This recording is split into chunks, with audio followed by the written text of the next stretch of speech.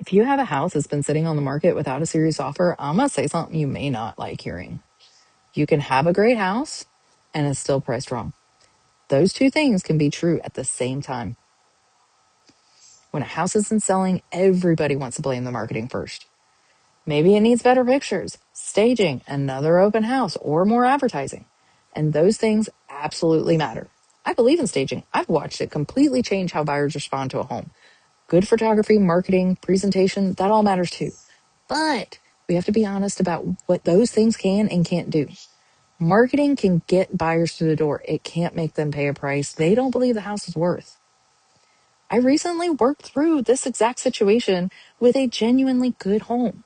It showed well. We staged it. We promoted the hell out of it, held open houses, did all the work. But it also had factors working against it that nobody could change. Every house has something. It could be the street, the neighboring properties, the layout, the condition, or stronger competition at the same price.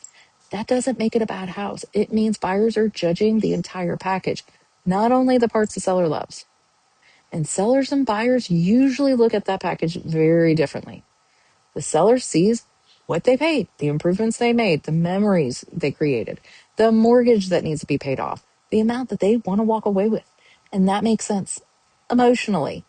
But buyers don't care what you paid for the house. I know that sounds mean, but it's not meant to be. It simply has nothing to do with their decision. They're comparing the house with everything else that they can purchase right now. They're looking at the location, condition, features, monthly payment, taxes, overall value. Then they decide which property gives them the most for their money that's on the market. And what you paid does not determine your home's current value. What you need to walk away with doesn't determine it either. The market does. And the market will tell you if you're willing to listen. If you're getting almost no showings, buyers may be rejecting the price before they even walk through the door, much less drive down the road.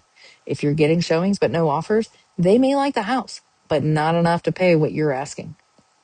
If several buyers keep mentioning the same concern, you can't keep brushing it off because you disagree with them. One person saying it could be an opinion. 5 people saying it is information.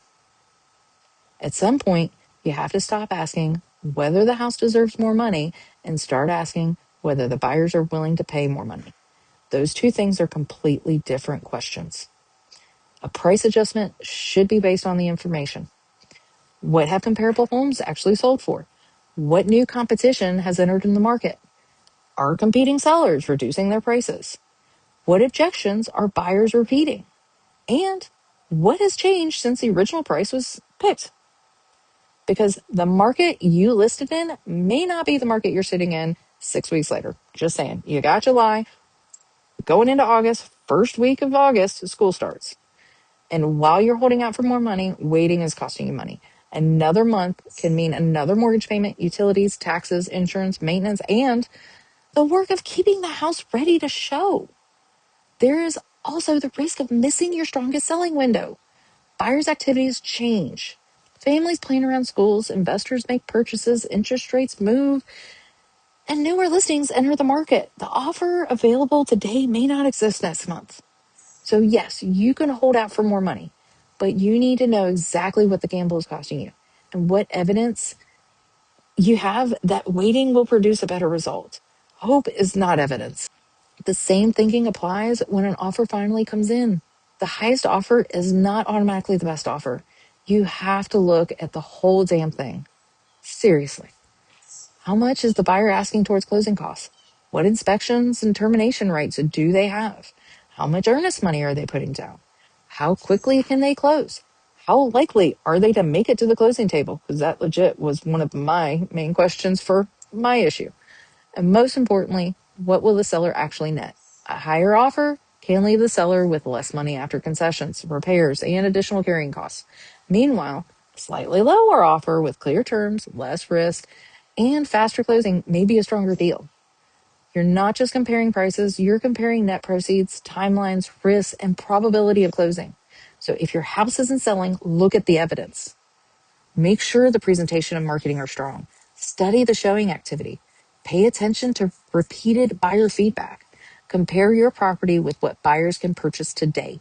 Calculate what waiting is actually costing you. And Evaluate every offer as a complete package, not just the number at the top. A great house can still struggle to sell, and sometimes the price simply doesn't match the complete package the buyer is being asked to purchase. The sooner the seller accepts that, the sooner they can make a decision based on reality instead of continuing to feed a number the market has already rejected. Because hope is not a pricing strategy, information is. If your home has been sitting on the market and you want an honest, evidence based review of where you actually stand, drop a comment below and send me a direct message. Let's look at the numbers together and build a real plan to get you to the closing table.